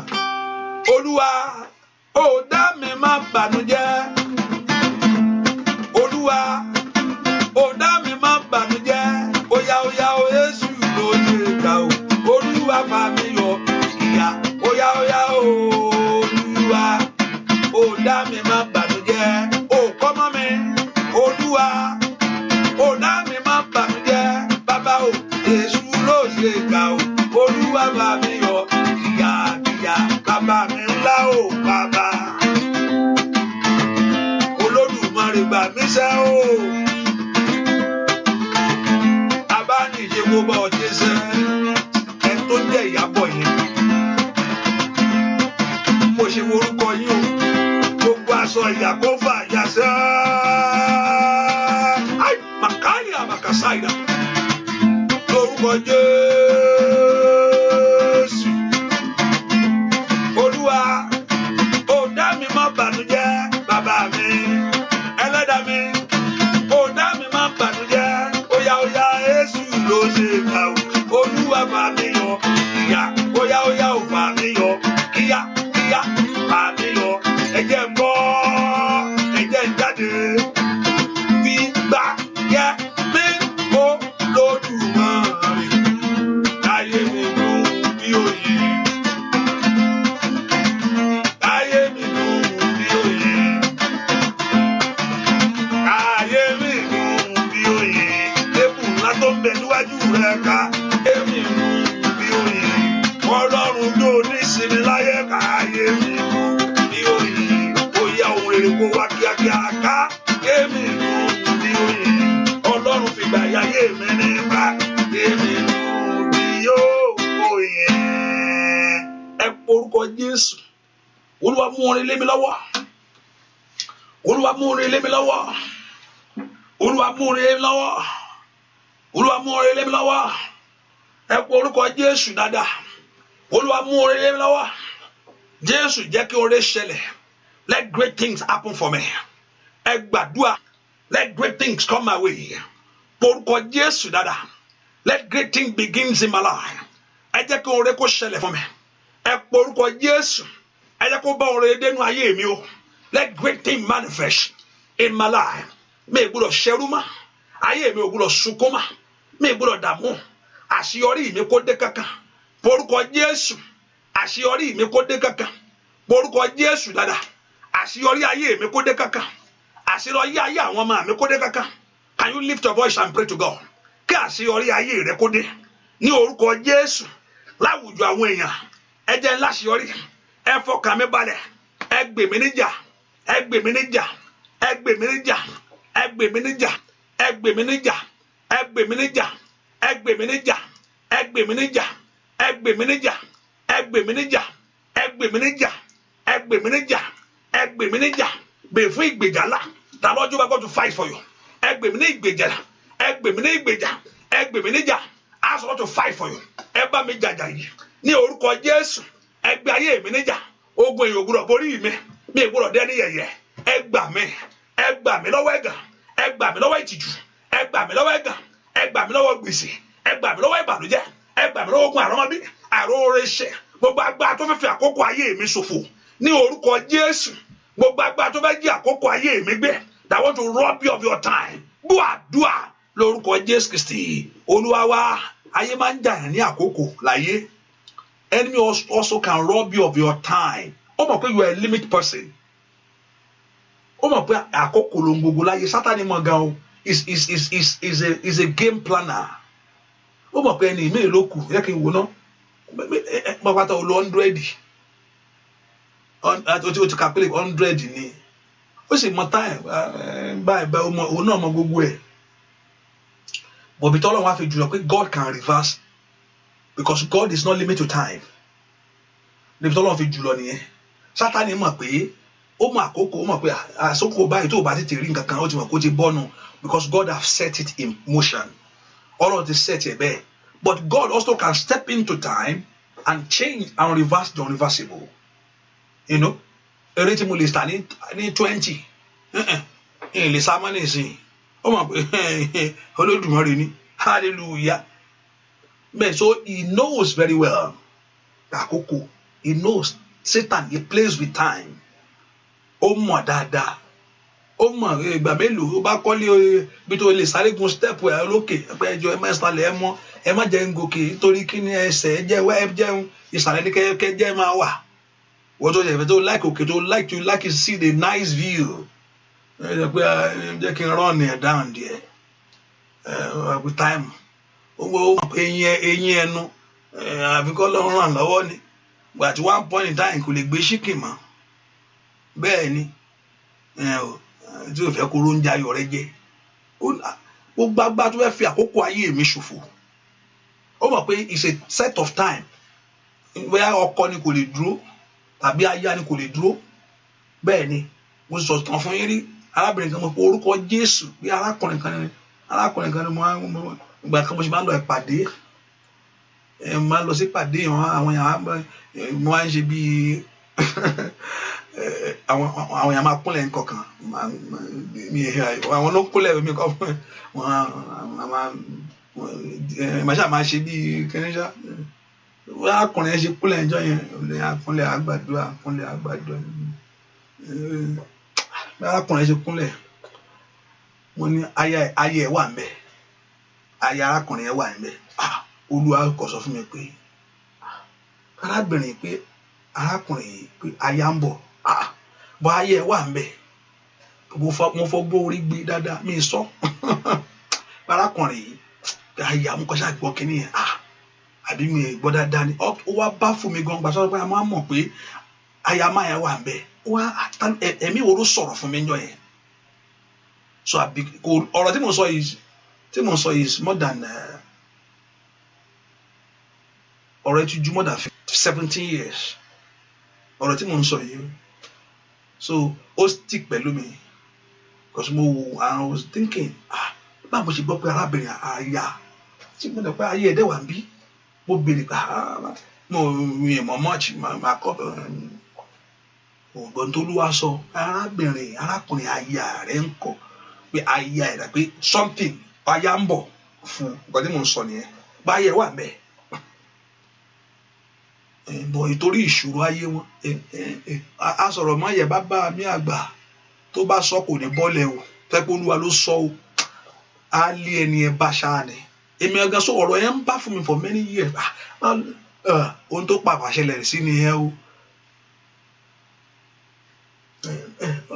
èmi kọ́ hallelujah èmi kọ́ Ọlọ́run á sọ̀rọ̀ mọ́ yẹ Olódùmarè tó ẹ pé òun ló sọ kò lè bọ́lẹ̀ láìláì á lé ọmú ni o ẹ pé Olúwa ló fọhùn tó sọ àwa bẹ́ẹ̀ ṣáà ni àwọ̀ ẹ̀kan ọ̀rọ̀ Ọlọ́run ló sọ bẹ́ẹ̀ Isaiah chapter 55 when the word will not return him to him void ìdí tó fẹ́ kó máa gbàdúrà Olúwa fọhùn sí mi you need the word of God in your life torí tí Ọlọ́run bá fọhùn ọ̀rọ̀ ẹ̀ ò ní padà pé ọ̀rọ̀ pé jẹ́ kí n lọ́wọ́ wòlíì kan tó máa sọ̀rọ̀ fún mi ìyẹn kọ́ ẹgbàgbé yẹn ọkọ̀ wà mí pé kí pásítọ̀ kọ́ ríran sí ọ nǹkan tí mo sọ kọ́ nìyẹn jọ torí wọ́n bá gbé arákùnrin yẹn wò at that moment tó fọhùn jáde tẹ́pọ̀ Olúwa ló sì fọhùn àìmọye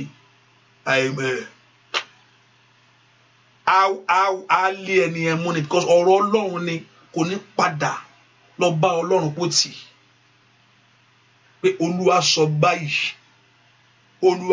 báyìí the word will surely come to pass. Also Isaiah chapter 55 also the word will not return to him void. ọ̀rọ̀ yẹn pé dádì ẹ dádì yín ni o hallelujah àwọn dádì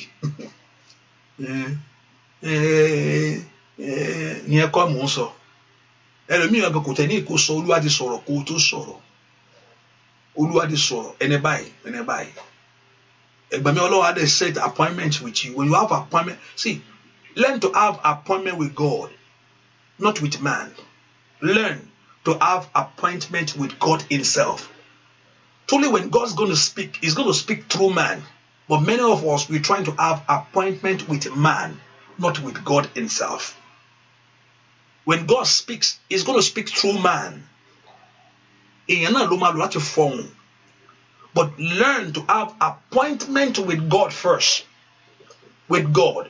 So when he speaks, believe God and believe his prophet. God first. God will use his prophet. Hallelujah. Because if you don't believe God, you will not see the prophet because God is the one that sent the prophet. So you have to believe God first. Have appointment with God. So when God speaks, he's going to speak through man.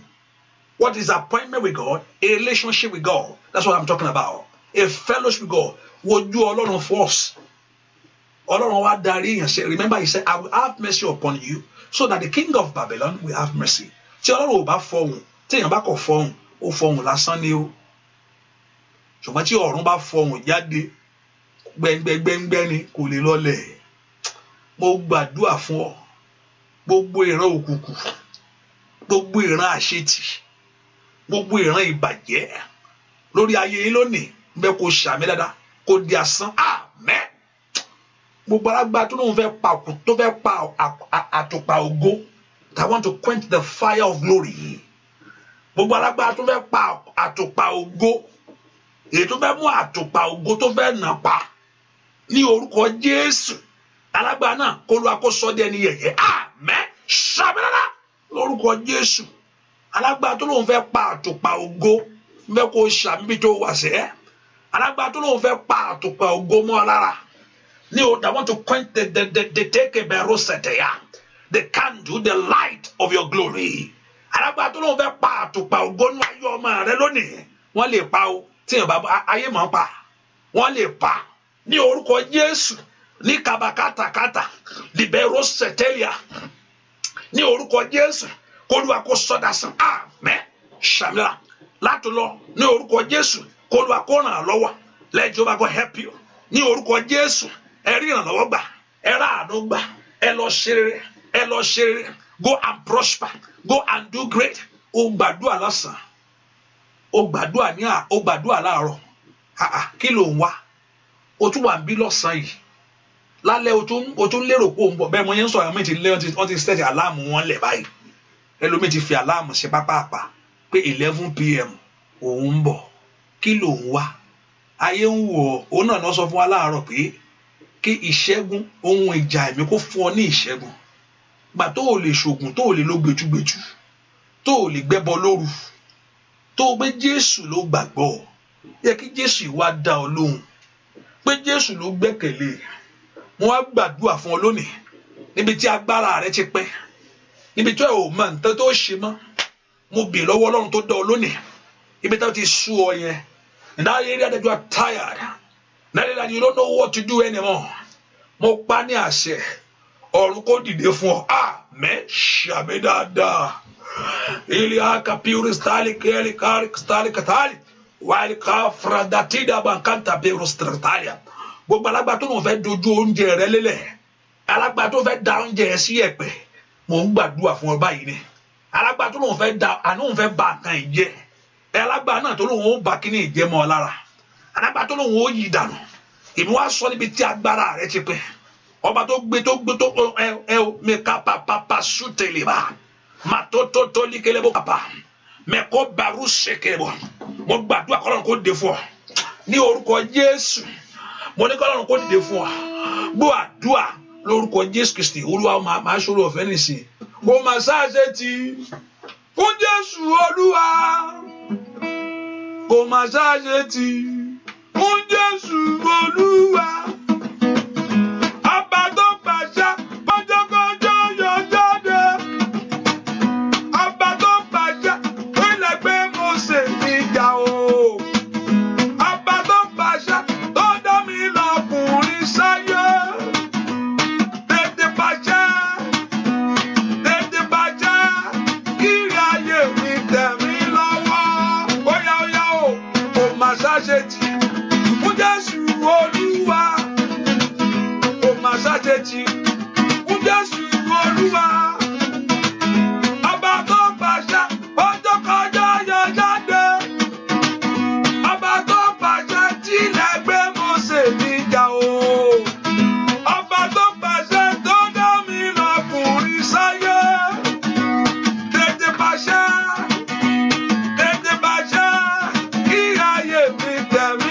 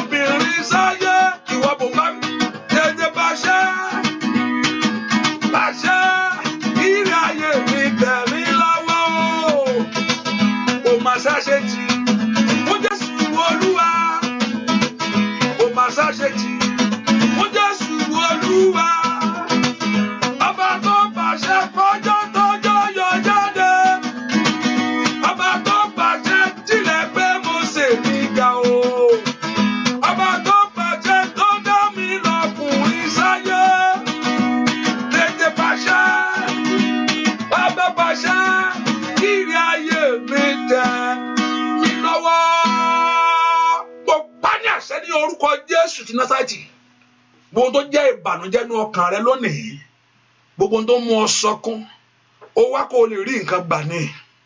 Ó wá, you are here to receive. You are here kí ayé rẹ kó lè ní ìdí, kó lè ní ìyanjú ni.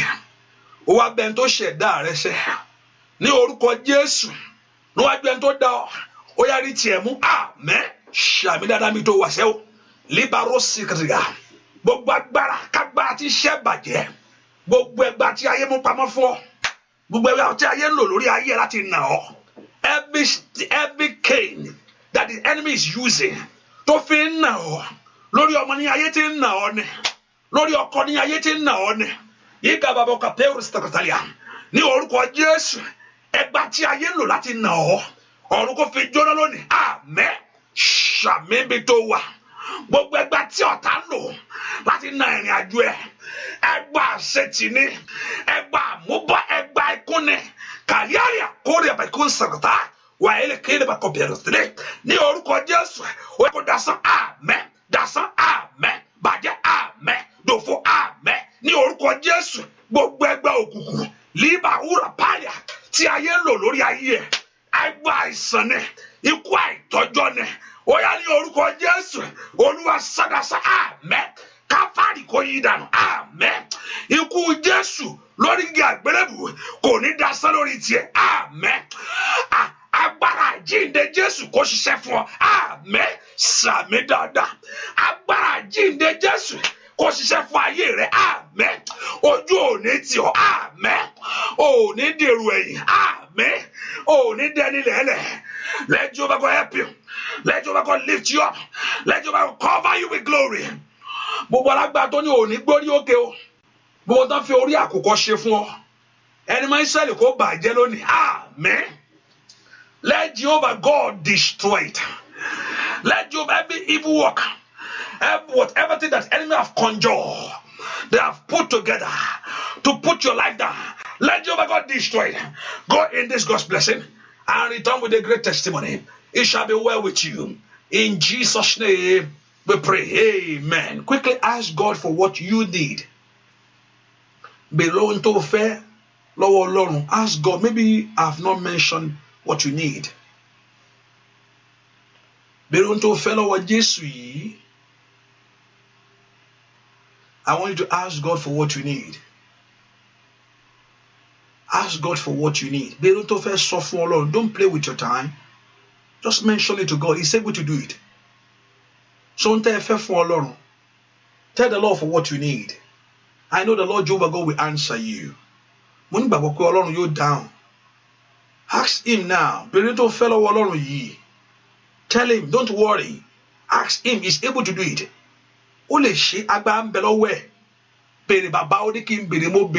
You told me to ask you.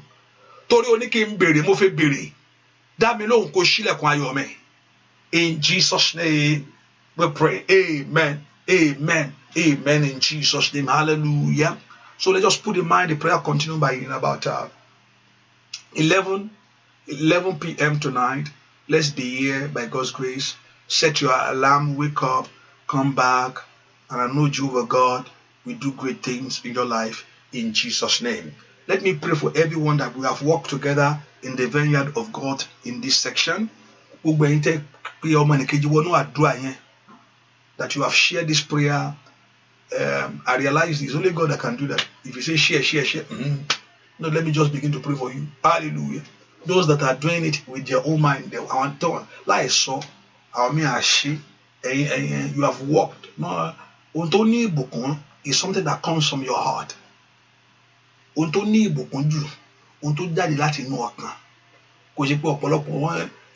here 2 years. He said, don't let God love the cheerful giver. And also whatever thing that you want to do, you do it cheerfully before the Lord. Let me just share.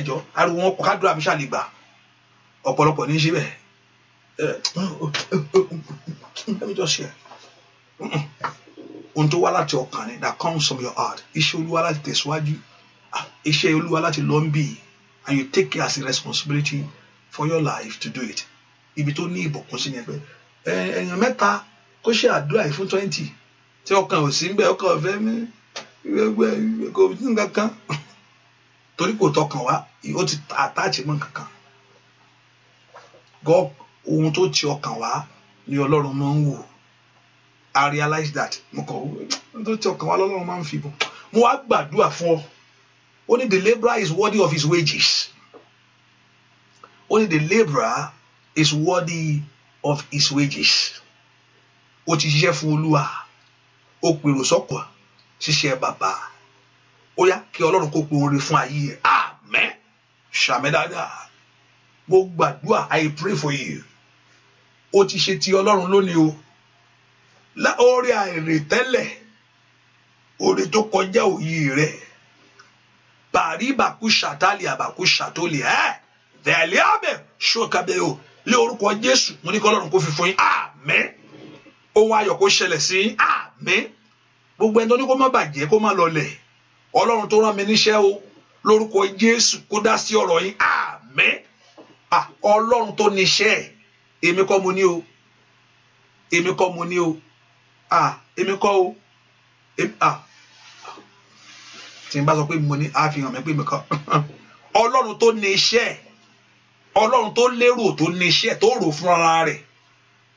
Ọlọ́run tó níṣẹ́. Lórúkọ Jésù kó yọjú sí ọ̀rọ̀ yín. Amen. Alágbára ńlá ní Ísírẹ́lì. Lórúkọ Jésù kó yọjú sí ọ̀rọ̀ yín. Amen. Kẹ́ra àánú gbà. Ẹ̀yin tẹ́ sọ pé èní ni birthday yín. Lórúkọ Jésù kẹ́ dàgbà ní ọgbọ́n. Kẹ́ dàgbà ní òye. Oore kó ṣẹlẹ̀ sí àkàsọ̀tẹ́ egun eléyìí. Kó múre bá yín o. Lórúkọ Jésù kéèkì yẹn ò ní bàjẹ́. Kò ní kan o. Lórúkọ Jésù yóò dire. Yóò pọ̀ sí i. Ọjà ńlá yóò da. Ògo ń bọ̀ wájú. Ọjà ńlá yóò mú ògo jáde. Bẹ́ẹ̀ ni ó sì rí. Oore yóò ṣẹlẹ̀. Àwọn yóò tẹ̀ ẹ́. Bẹ́ẹ̀ ni ó sì rí. Ìlérí ọjọ́ pípẹ́ yóò wá sí ìmúṣẹ. Olúwa yóò lànà ńlá. Bẹ́ẹ̀ ni ó sì rí. Láì lórúkọ Jésù Kristi. Olúwa wa. Amen. Amen. Amen. Lórúkọ Jésù. Thank you for coming. Thank you for being here.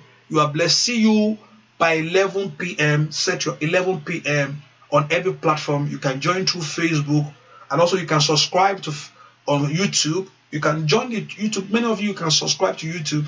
Subscribe to Facebook, whether Akoko Ayomio, Festus, Showers of Blessing, Hallelujah on YouTube, and also you can download Showers of Blessing. Also, you can use the Akoko Ayomio radio, or you can use Showers of Blessing on TuneIn to listen to this prayer. So download it, subscribe to the channel on YouTube. So I know some people say I love YouTube. Join on YouTube. We are live on YouTube anytime also, and you can download the app on your phone to make everything easy for you. Akoko Ayomi and Showers of Blessing, and also you can join on the phone.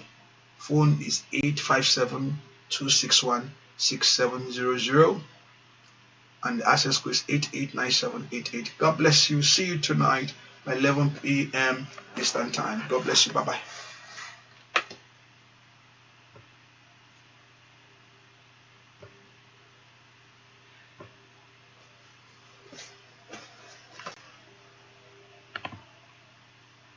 And also, have your oil. Oil. And just you got me oil.